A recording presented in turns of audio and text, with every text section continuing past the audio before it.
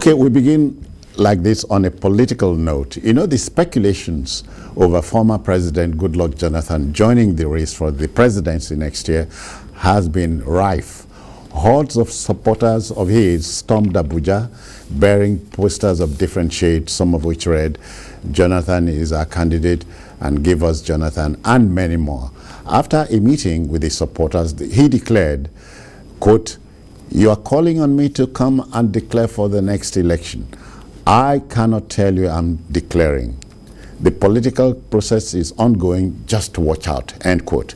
Now, is the die cast? Well, sometimes you wonder if politics is the only surviving vocation in our country. But let's share the high points of the meeting with you. Watch on.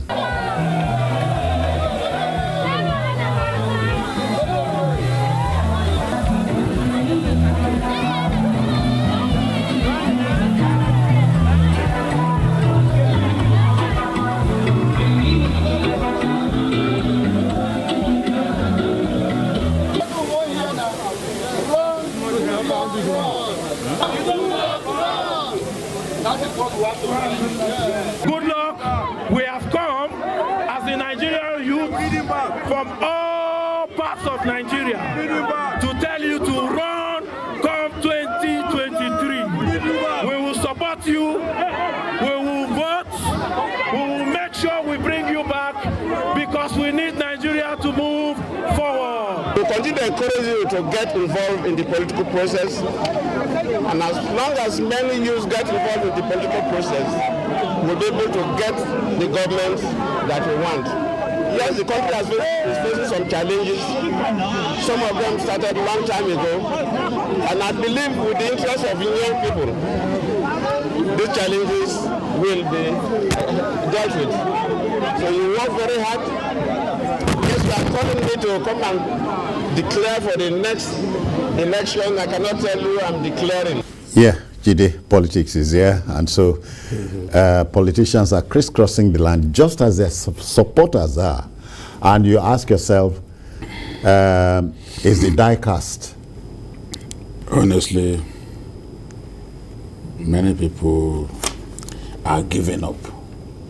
And when people give up in this manner, history is thrown out of the window. At a point, Nigerians got fed up of Goodluck Jonathan. But things have gone so bad, especially in terms of the security of our country, that Jonathan is now looking like like the best things in sliced bread. You know? So I can understand. You know, look at, just listen to what one of those guys said. One of his supporters. Yes, one of the supporters. I'm trying to get. He said, "Now we know better. Under Jonathan, the minimum wage could buy 1 or 2 bags of rice. What do we have today? We are begging President Jonathan to forgive us. We have realized our mistakes. We want him back to complete what he started." You know? And he went on to say that they were misled, that that some people misled them to kick Jonathan out of office. You know, there was a time that Jonathan visited the Sultan of Sokoto. Outside of the palace, before he got there, people were already waiting. And some of them were saying, "Look, we regret voting against you, we regret moving against you," and all that. So when people go through the kind of problems that they are going through, they tend to feel that anything is possible. Yes, they tend to think that the past just a child's play. Yes. I'm trying to find the right words to describe it, but this is how a lot of these young people are feeling. And if it could happen in Sokoto some years back when he visited the place and they said, "Look, we regret moving against you," then I'm not surprised. I also know that there are plans or efforts have been made to get Jonathan to join the race from even within the APC.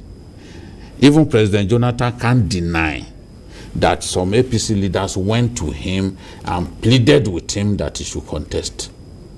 He can't deny. If he fears God, he cannot deny that those moves were made, because I am aware that those moves were made. Okay. You know, in this season, people are making all kinds of permutations. There are those who think that, yes, indeed, at this time, this thing should go to the south.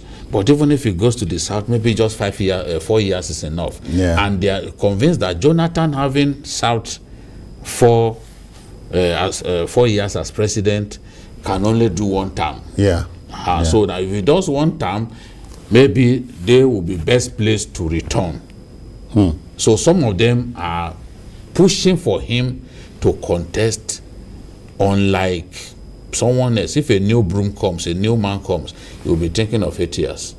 So they think for him, if he contests and he wins, then he will do just 1 term.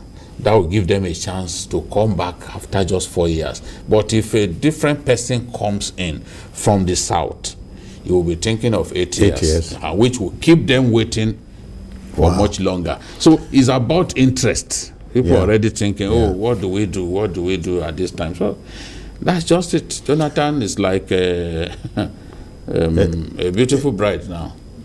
But I know that at the end of the day, he may not contest, because without the consensus arrangement, that's it. If he goes to the APC, he cannot win the primaries, and he knows that. So if he gets the assurances that, oh, with consensus arrangement, he may be the consensus candidate of the party, maybe we'll think about porting to the APC. But at the moment, Jonathan, former President Jonathan, has not jumped ship. So still in PDP. Still in PDP. So he keeps them guessing. He allows them to watch out. But again, the mark of the man, I'm told, is knowing when to apply the brakes. I don't know if that applies to politics too. Yeah, sometimes, and sometimes not. Because politicians are the greatest optimists. They say they are dealers in hope. They are the greatest optimists I've ever met. Extremely optimistic. They are never pessimistic about winning elections. Even when the odds are obvious and stacked against them, they find some tiny rays of hope and they hold on to. The moment he becomes an aspirant, they start calling Mr. President. He's become Mr. President, and then the honorable before the election. Before election. So in the case of former President Goodluck Jonathan, he is a well-educated man. Well, to me, I've seen it all. He was deputy governor, he was governor, he's been president, vice president, and vice president, acting president. So you can say he has seen it all. He has gone through the eye of the needle. So, and I'm saying this because I expect him to know when he's being goaded on to do the almost impossible, with the benefit of insight and experience. I interpreted his response to them as somebody speaking from experience. Yeah. I'm not telling you that I'm declaring. The process is on. Watch out. Yeah. He's part of the process. My only worry in all this is the penchant for people who are asking him to come back for whatever reason, to tell him it must be APC. That is my worry. That's where the wahala is. Because, you see, we must, in our little ways, try to entrench this democracy. If people who have been to the very top, like him, are still being told to abandon what seems to be the only opposition and join the line, as I want to call it, just join the line. Yeah. It is not good for our democracy. If President Jonathan, former President, must contest, I'm not against it.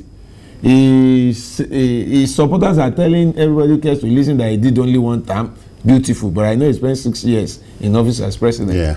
But if he's entitled to another term constitutionally, let him go to PDP, wrestle the ticket, face whoever APC will give us, and let's have a very interesting race.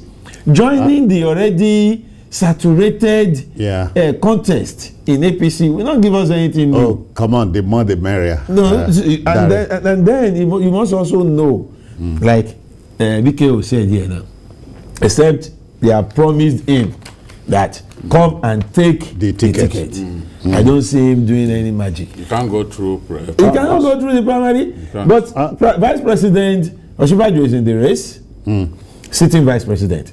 Minister Amechi is in the race.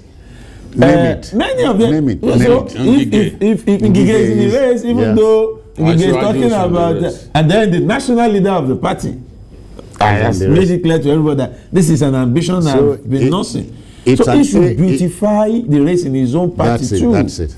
It will make it very, very interesting. Wike is there for him to contest against for the primary of PDP. Let's see how interesting it will be. Okay then, former Mr. President, we wish you well. We wait for when you cross the Rubicon. Good luck to you. Take the decision.